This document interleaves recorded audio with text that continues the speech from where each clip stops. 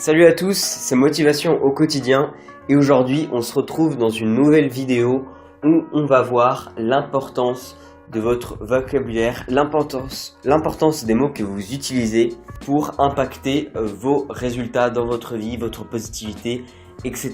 Donc avant d'aller plus loin, je t'invite vraiment à t'abonner à la chaîne YouTube et à aimer la vidéo si ce n'est pas encore fait.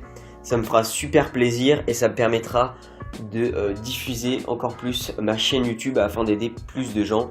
Je t'en remercie et n'hésite pas également à laisser ton avis en commentaire sur la vidéo si tu as des remarques, etc. Ça me fera super plaisir et ça m'intéressera beaucoup. Donc comme je vous le disais en début de vidéo, comme on ne pourrait pas forcément le penser, votre vocabulaire, les mots que vous employez au quotidien ont un véritable impact sur votre vie et sur vos résultats. Chaque jour, nous parlons, nous utilisons des milliers de mots et pour autant, nous ne prenons pas conscience de leur puissance, de leur valeur. Donc maintenant, on va voir deux exercices, on va dire, deux habitudes à prendre qui vont vous permettre d'augmenter, entre guillemets, vos résultats simplement grâce à vos mots que vous employez, votre vocabulaire de tous les jours. Le premier exercice va être très simple. Ça va être de bannir à tout prix de votre vocabulaire les mots espérer et essayer. Pourquoi ces deux mots? C'est très simple. Quand quelqu'un vous dit qu'il va essayer d'être à l'heure à votre rendez-vous ou que vous-même vous dites j'espère que je vais gagner tel tournoi ou j'espère décrocher ce poste, est-ce que vous pensez que ça va réellement être le cas? Non, parce que quelqu'un qui va dire qu'il va essayer de faire quelque chose généralement n'atteindra pas son objectif.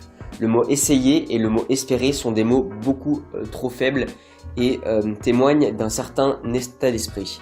Lorsqu'on emploie le mot espérer et essayer, c'est comme si à l'avance on échouait déjà, comme si on programmait notre défaite, que c'était déjà sûr et qu'on n'allait pas atteindre notre objectif. Quand on dit qu'on va essayer de faire quelque chose ou qu'on espère avoir telle chose, c'est quasiment sûr, vous ne l'aurez pas ou vous n'y arriverez pas. Quelqu'un qui vous dit demain j'essaierai d'être à l'heure à notre rendez-vous, vous pensez vraiment qu'il sera à l'heure au rendez-vous? Je ne pense pas. Si vous voulez vraiment être à l'heure à un rendez-vous entre guillemets et avoir quelque chose, vous n'allez pas dire je vais essayer d'être à l'heure, vous n'allez pas dire j'espère que je vais décrocher ce prix. Non, vous n'allez pas dire ça. Vous allez dire je vais être à l'heure demain et je vais avoir ceci, je vais avoir cela, je l'obtiendrai. Donc ce premier exercice est tout simple, c'est vraiment de bannir ces deux mots, essayer et espérer de votre vocabulaire qui sont beaucoup trop faibles et lorsqu'on les emploie pour un objectif ou une mission, on va dire, entre guillemets, une tâche, lorsqu'on va employer essayer ou espérer, on n'atteindra jamais ce qu'on souhaitait faire. C'est pour ça qu'il est important de le remplacer un peu par des verbes autoritaires et directs, on va dire, comme je vais faire ceci, je vais réussir cela, ou encore je dois arriver à l'heure, je dois arriver à faire cela. Et tout de suite, ce simple fait de changer ces mots, ça va changer quelque chose dans votre état d'esprit, ça va débloquer la situation et ça va vous donner le sentiment que la tâche que vous voulez accomplir est possible. C'est pas quelque chose que vous allez essayer, c'est quelque chose que vous allez faire. C'est certain, c'est sûr. Et là oui, là vous serez à l'heure à votre rendez-vous. Là vous réussirez la tâche que vous êtes promis de faire. C'est pas en essayant que vous allez y arriver, c'est en étant sûr. C'est en étant sûr que vous allez le faire, que vous devez le faire, que là vous pourrez réussir. Donc voilà, là c'était un premier exemple de vocabulaire à utiliser pour se motiver, pour atteindre ses objectifs. Ensuite, le deuxième exercice, ça va être d'utiliser plus souvent, plus régulièrement des mots exagérés. Tout ce qui va être, par exemple, c'est magnifique, c'est extraordinaire, c'est sublime. Par exemple, au lieu de dire je suis content, vous allez dire je suis fortement enthousiasmé, etc. Ces mots-là, ces mots exagérés, on va dire, ont une puissance incroyable. Je vais commencer avec un exemple. Imaginons que vous avez un projet à faire et que vous allez le dire à votre collègue. Vous n'allez pas dire ouais en ce moment je suis sur un projet, il est plutôt cool. À la place de ça, vous allez dire non, je suis sur un projet extraordinaire, je suis sur un projet génial.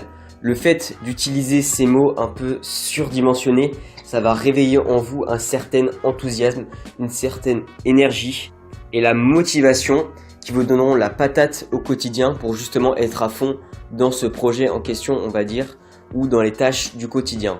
Donc dans votre quotidien, lorsque vous parlez, lorsque vous avez un projet à faire, n'hésitez pas à placer régulièrement ces mots-là, à remplacer des mots simples comme ouais c'est génial, c'est cool, super, par des mots exagérés comme extraordinaire, incroyable, sublime, magnifique, je suis enthousiasmé, je suis à fond. Vous allez plutôt utiliser ces mots-là, ça va véritablement vous enthousiasmer au quotidien et vous aurez la patate pour tel ou tel projet ou n'importe quelle tâche quotidienne juste par ce vocabulaire. Ça va réveiller une certaine passion, une certaine envie en vous par ce vocabulaire incroyable. Donc j'espère que cette vidéo vous aura plu.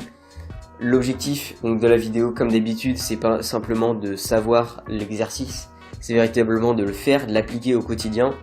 Donc je vous invite vraiment à essayer ces deux exercices, donc bannir le mot essayer et espérer et utiliser ces mots un peu surdimensionnés on va dire dans votre quotidien, dans votre vocabulaire et de les intégrer beaucoup plus souvent, être beaucoup plus enthousiaste et que c'est un impact positif dans votre vie. Donc on se retrouve dans une prochaine vidéo, ciao.